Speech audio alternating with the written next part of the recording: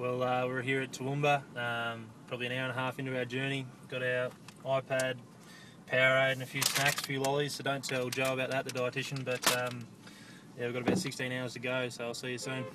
Yeah, so we're at Dubbo still. It's 6 a.m, about to leave, hopefully get home around 3 to 4. Not too long to go, so looking forward to getting home.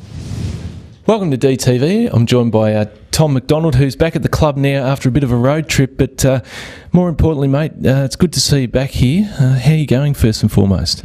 Yeah, going well. I'm still a little bit sore from the incident, but yeah, good. I'm glad to be home. It's been a long couple of days on the road. Yeah. First of all, can you sort of talk about the incident from your own words and what happened and how you sort of felt at the time?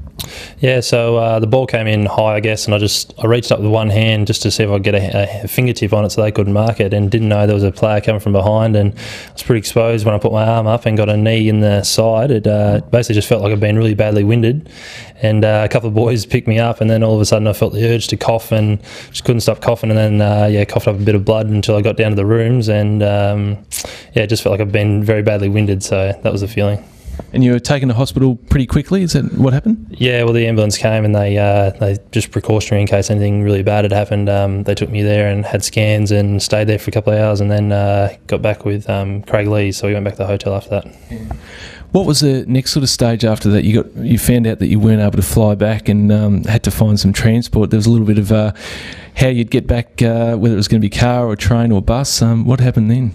Yeah, well, because it's a bruised lung, and there was a chance that if I flew, that due to the changes in air pressure, I could actually collapse or pop the lung completely. So that's why we had to drive in the end. We looked at buses and trains, but it didn't really work in a time frame that was reasonable. So it was easier to get a car. So we got up the next morning on Monday and left at 7 o'clock and kept driving until about 6 and stayed the night at Dubbo. And then we stayed the night there and got up at 6 the next morning and drove all the way home. So got home yesterday at about 4 o'clock. Do you like road trips now?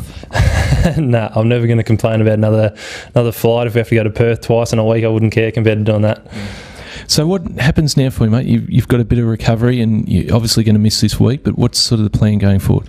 Yeah, I'll probably have a pretty light week. I did a little bit of stuff today just on the bike and a few body weight leg stuff, so not a lot this week. Hopefully I'll be able to train next week and, if possible, play. There's a chance I could play next week, but if not, I should be right to go the week after if I'm cleared to fly. So hopefully it's this week only, but it could be 2 weeks. Week's a long time in footy. You got the NAB Rising Star, and then this. Have you sort of reflected upon your week? Yeah, I guess I've gone from having a pretty good week to one of the worst ones.